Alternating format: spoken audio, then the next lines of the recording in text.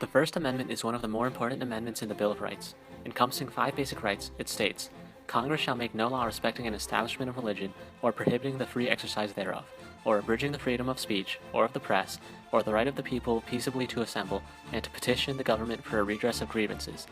These can be broken down into freedom of religion, freedom of speech, freedom of the press, the right to peaceably assemble, and the right to petition. While these freedoms are self-explanatory, the way they are viewed today was not the same as the way they were viewed when the Bill of Rights was first written.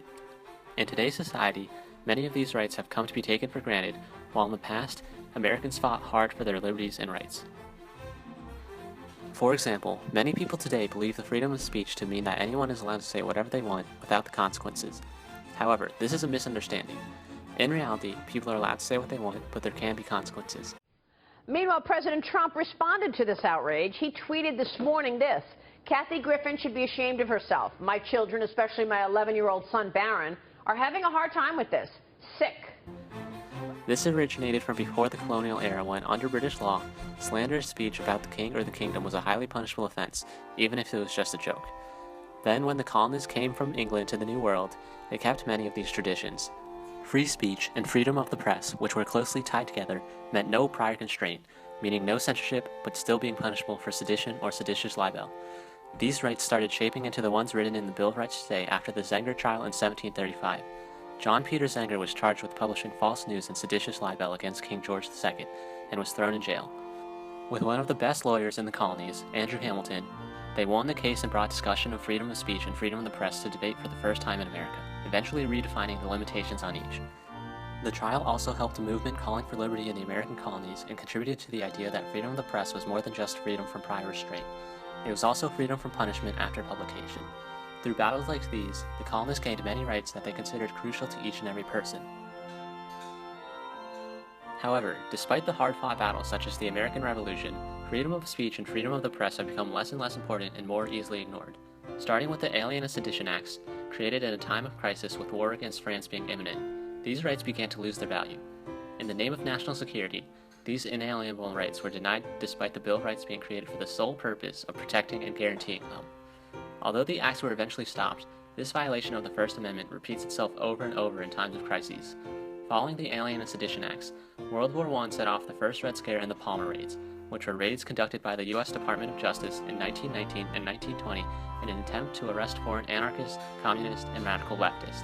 With the expanded power of government, the Espionage Act and Sedition Act were also passed, further restricting freedom of speech and expression, which shows that these rights have slowly become unimportant as compared to before, when they were some of the causes of the American Revolution.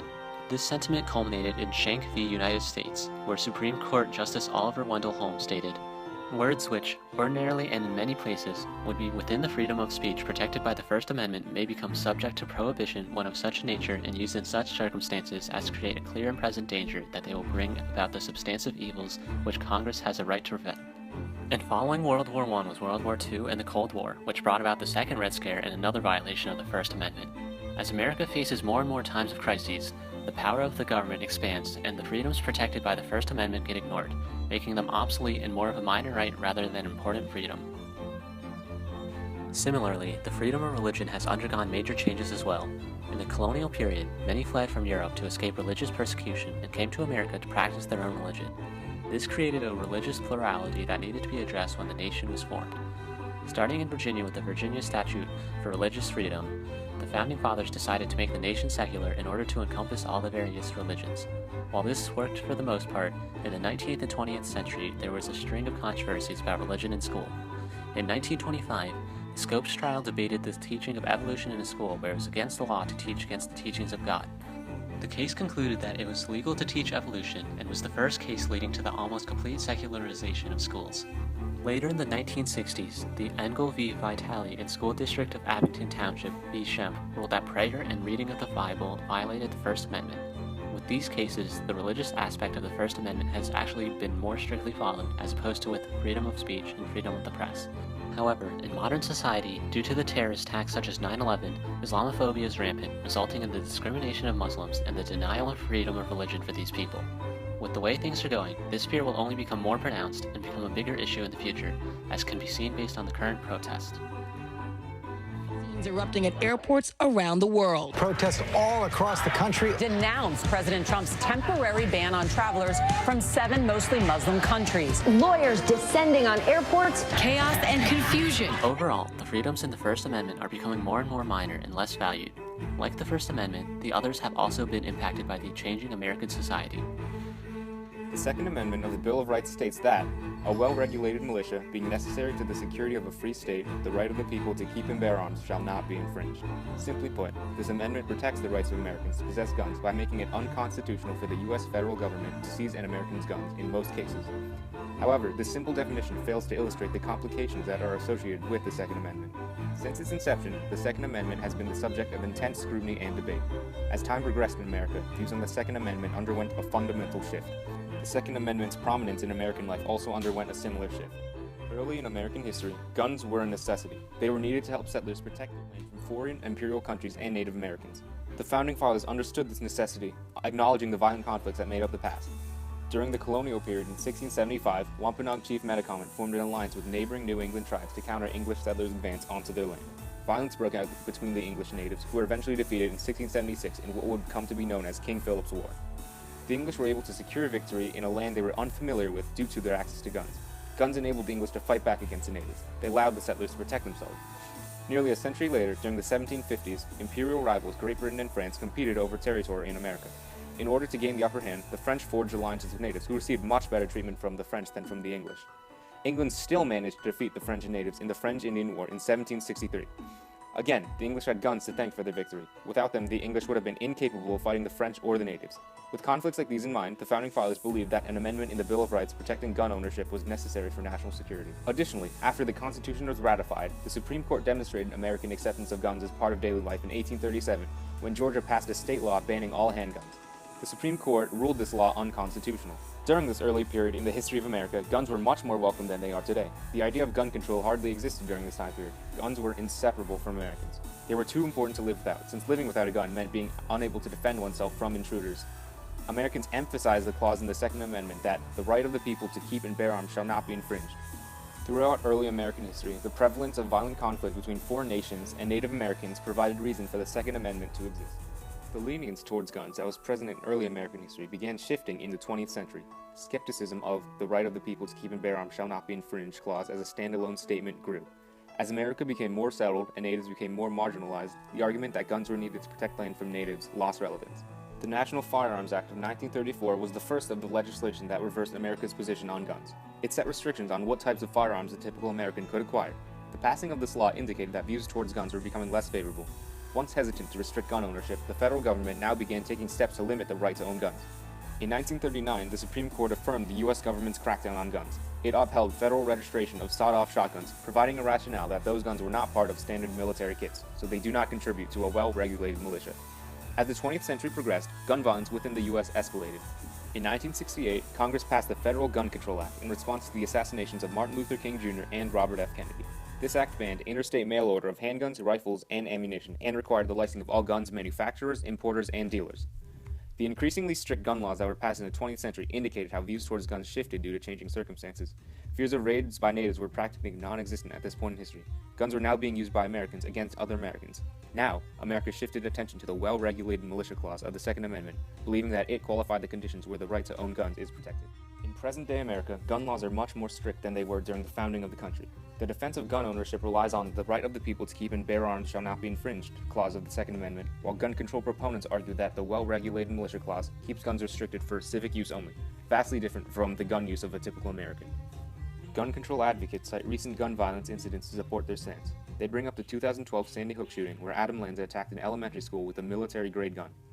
Along with Sandy Hook, gun control proponents reference the Charleston shootings as well, where Dylan Roof was able to acquire his weapon through an error in an FBI background check. Both of these cases are some of many where guns were improperly used.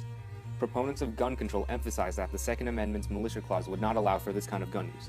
The Supreme Court adopted this viewpoint through its decision in 2014 to uphold federal law which prohibited domestic violence offenders from acquiring gun permits. The court reasoned that people with a history of domestic violence were more likely to use guns in a way that would be unfaithful to the Second Amendment. As America progresses into the future, the idea of maintaining a well-regulated militia has become obsolete. Owning a gun was once a crucial part of the American lifestyle because it provided protection from Native American and rival European attacks. However, in modern America, those problems no longer exist. The idea of unchecked gun rights does not bode well in modern society. With all of the developments in the US, the role of guns in American life is constantly changing. Lenient or strict, gun policy is meant for the good of the people and contributes to the nebulous debate between freedom and security. Since the dawn of revolution, Americans have constantly battled internationally and internationally for privacy rights. According to the Merriam-Webster dictionary, privacy rights are any rights of a person to be free from intrusion into publicity concerning matters of personal nature. Whether it be property intrusion or spying on digital files, there are several domains that can be intrusive upon one's privacy. For starters, the Third Amendment was influenced by the British Quartering Act, which allowed for British soldiers to be quartered in colonist homes during the American Revolution. This amendment clearly states that American troops cannot be forcibly stationed in a home without the consent of the owner. In addition, the Fourth Amendment regarding unreasonable searches and seizures was influenced by Enlightenment thinker John Locke. According to Eric Geller from the Daily Dot, Locke saw privacy as an essential to civil society because of how it protected the ability to share dissenting opinions and build relationships based on trust, thus showing the fusion between Locke's moral liberal views in a society and the right to privacy. In the 1800s, privacy rights overall increased, but in many ways were restricted at the same time. For example, the Fugitive Slave Act during this time invoked on the rights of free individuals to not be seized without a search warrant. However, because blacks during this time were not considered Americans, and often thought to be runaway slaves, this did not protect them as they were considered property. This time also encompassed the Union Pacific Railroad Company versus Botsford case, which led to a gain in privacy rights. In this case, Botsford's skull, spinal cord, and brain were all damaged due to a piece of iron that fell from a construction site. The Union Pacific Railroad Company mentioned that Botsford had to have a checkup in front of the court, but the court rejected the motion, saying that it is not constitutional to force someone to present the court with their private matters, especially regarding their body. This marked a notable change in privacy rights in the face of American history because it shifted towards the privacy of the body. In the 1900s, in a famous Supreme Court case Robertson v. Rochester Folding Box Company, the court ruled that pictures with people in them cannot be used without the consent of the person that was photographed. This was especially important during this time because of a rising middle class's ability to buy goods for leisure, thus making marketing a necessary business strategy. During this time, however, some privacy rights were lost in the passing of the Espionage Act. This act made it illegal and essentially treasonous to wish for the success of a United States enemy during the First World War, which is of course a personal opinion. While this act clearly has its flaws with the First Amendment, which allows for free thought, it unjustly exposed the view of several foreigners who could have been imprisoned for up to 30 years or even received capital punishment for holding such private views if they were ever leaked to the public. In the later part of the 1900s, specifically in 1965, was the Griswold v. Connecticut case in the Supreme Court. This court in this case ruled that it was legal for women to use contraceptives during sex because sex is a private bodily matter between multiple persons. Again, this took a more personal shift in protecting the privacy rights of the body. It also opened the doors for the Supreme Court decision Roe v. Wade, which made the decision that abortions are legal in the United States, essentially ruling that abortion has everything to do with the privacy of a woman, and therefore it is not the place of the state to say what a woman can or cannot do with her body. Furthermore, the Privacy Act of 1974 brought about protections to personal information of Americans. Essentially what it did was make a transmission of private information illegal, as well as acquiring such information illegal without the owner's consent. It also provided the government with instructions on how to maintain such information and keep it secure. This marked the beginning of protecting personal information in American history, which is still a large issue faced today. In fact, this act was followed by the Klinger-Cohen Act of 1966, which dealt with securing private information from some aspects of the federal government, thus preventing the federal government from overusing Americans' personal information. An example of this in modern society is the following. On May 7, 2015, the Federal Court of Appeals in New York ruled that the National Security Agency's collection of American phone records in bulk is illegal. Specifically, they ruled that the practice did not fall under the scope of the USA Patriot Act, which allows wiretapping of individuals to detect and prevent terrorism. In a constantly evolving society, privacy laws have changed in the United States.